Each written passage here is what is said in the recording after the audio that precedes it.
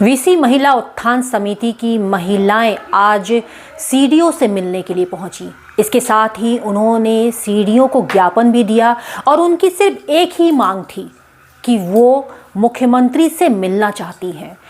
अब वे ये कह रही हैं कि सभी अधिकारियों के पास जाकर वो थक चुकी हैं, सभी से गुहार लगाकर वो थक चुकी हैं, लेकिन जो उनकी समस्याएं हैं उन पर कोई भी कार्रवाई नहीं हो रही, उनकी समस्याओं को सुनने वाला कोई भी नहीं है।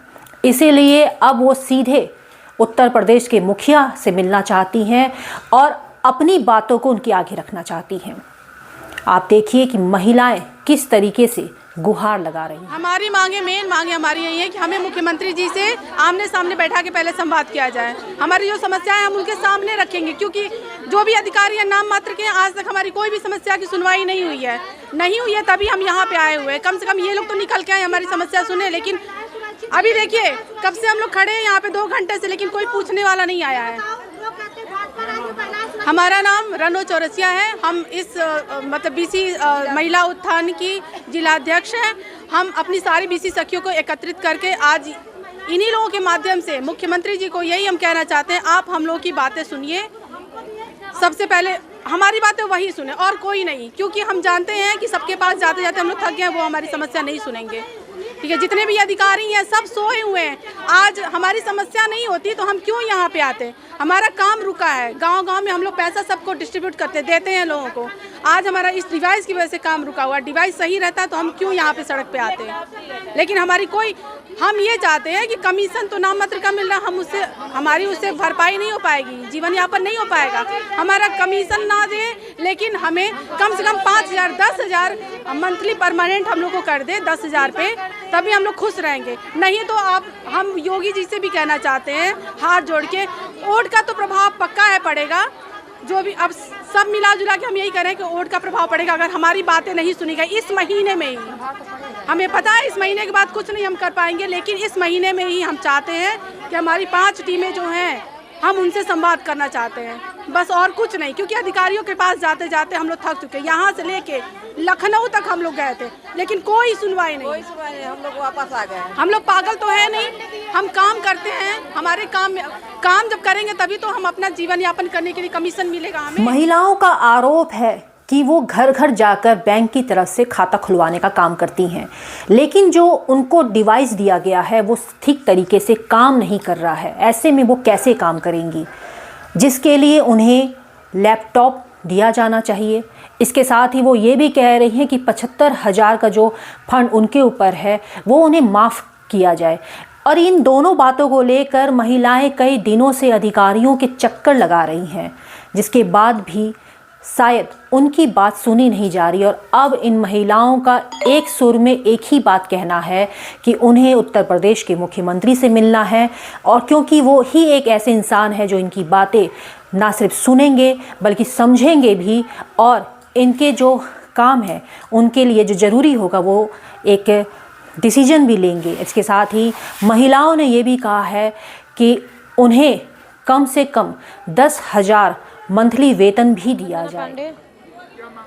सर मांगे हमारी यही है कि हमको जो डिवाइस है, डिवाइस की जगह हमको सिस्टम अवेलेबल करवाया जाए, जैसे कंप्यूटर और लैपटॉप, और 75,000 रुपये माफ़ किया जाए, हमें परमानेंट सैलरी दी जाए। और बैंक हमारा इतनी दूरी है कि बैंक भी हमको करीब में चाहिए, क्योंकि हम लोग बैंक आ रहे हैं, जा रहे हैं, किराया भी ज़्यादा लग रहा है, और सबसे बड़ी बात तो हमको रिस्क है। अगर हम 10-5 रुपये लेके भी आ रहे हैं तो गांव में जा नहीं रहे हैं, हर जगह लुटेरे पटेरे की क्या प्रॉब्लम है। और फिर सबसे बड़ी बात यह है कि जैसे गवर्नमेंट ने हम लोगों को काम करने के लिए घर के बाहर किया, वैसे हमारी सारी जिम्मेदारी अब नाम है मेरा विशेष करस्पॉन्डेंट महिला उत्थान समिति की राष्ट्रीय उपाध्यक्ष हूँ।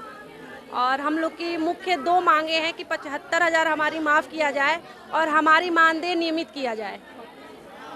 और अभी बहनें हैं अपना सारा काम बंद करके बैठी हुई हैं, काम चल नहीं रहा है। 75,000 हम लोग जमा कहाँ से करेंगे, सब परेशान हैं। लिमिट ख़त्म कर दिया गया है।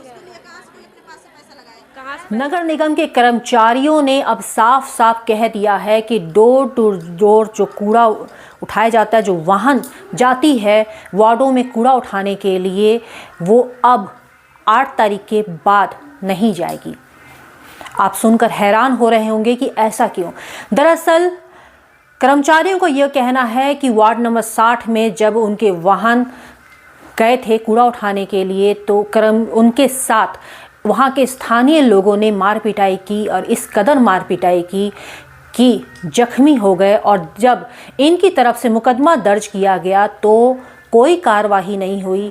जिनके खिलाफ जिनको नामजद मुकदमा दर्ज किया गया था उनकी गिरफ्तारियां भी नहीं हुई है, जिसके बाद आज सभी वाहन कर्मचारी एकजुट होकर बैठक कर रहे हैं और इनकी एक ही मांग है कि जिन नामजद अभियुक्तों के ऊपर उन्होंने मुकदमा दर्ज करवाया है उनकी गिरफ्तारी हो, और गिरफ्तारी नहीं होती है तो 8 तारीख वो उनके वाहन कूड़ा उठाने नहीं जाएंगे, और अगर फिर भी नहीं होती है तो 9 तारीख से भी नहीं जाएंगे। इस तरीके से ये बातें कही जा रही हैं।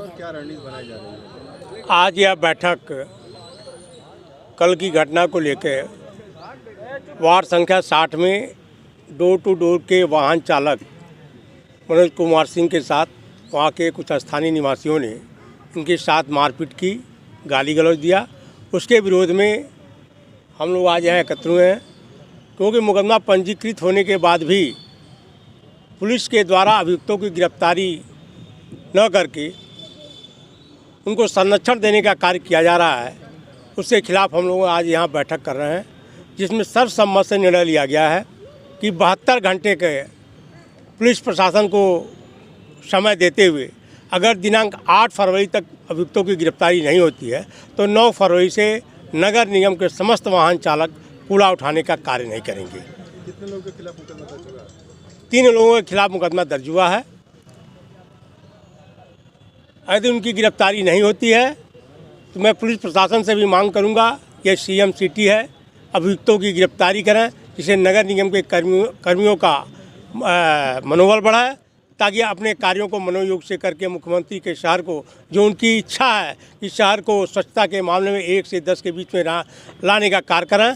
हम सभी वाहन नगर निगम के कर्मचारी इसमें अपना योगदान दे रहे हैं। तो पुलिस प्रशासन से भी यह मांग है कि उनकी अभियुक्तों की गिरफ्तारी यथाशीघ्र करके, ताकि नगर निगम के कर्मचारियों को हड़ताल जैसे निर्णय लेने पे जो हम लोग बाध्य हुए हैं वो निर्णय समाप्त हो जाए।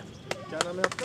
राम प्रकाश सिंह, अध्यक्ष नगर निगम कर्मचारी समन्वय। कैंट अंशिका वर्मा आज उन्होंने फ्लैग मार्च किया और इसके साथ ही उन्होंने ये भी देखा कि किस तरीके से अवैध स्टैंड में गाड़ियां खड़ी हो रही हैं और जो भी यातायात व्यवस्था था उनको भी उन्होंने देखा। और ऐसा पहली बार हुआ है जब सीओ बनने के बाद, सीओ कैंट बनने के बाद अंशिका वर्मा पहली दफ़ा उन्होंने इस तरीके से फ्लैग मार्च किया है और उन्होंने सुरक्षा के दृष्टिगत भी ये कदम उठाया। मेरे और थाना कैंट की टीम द्वारा यहाँ पे रूट मार्च किया गया है ताकि जो जाम की समस्या और एक कैंट क्षेत्र में उसको कम किया जा सके, और नगर निगम के साथ आगे मिलकर अतिक्रमण हटाने की कार्रवाई भी की जाएगी।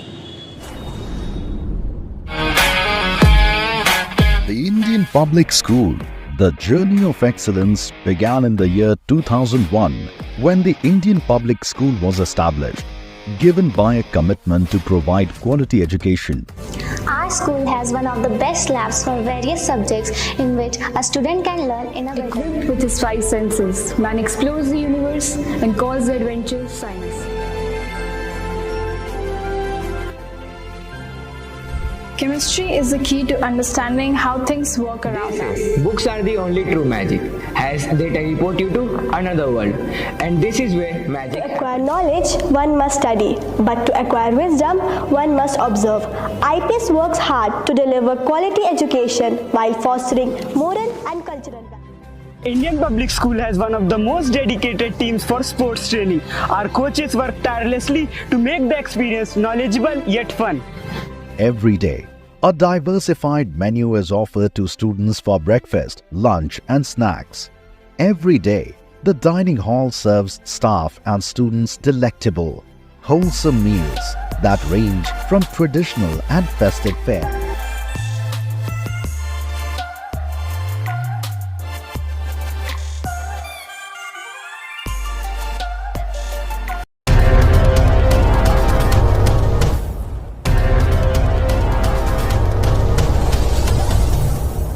Good morning friends, my name is Nitin Singh. I am from KIPM College of Engineering and GIDA Gorakhpur. I want to tell you guys that now our college, KIPM College, is now NBA accredited in whole Purvanchal.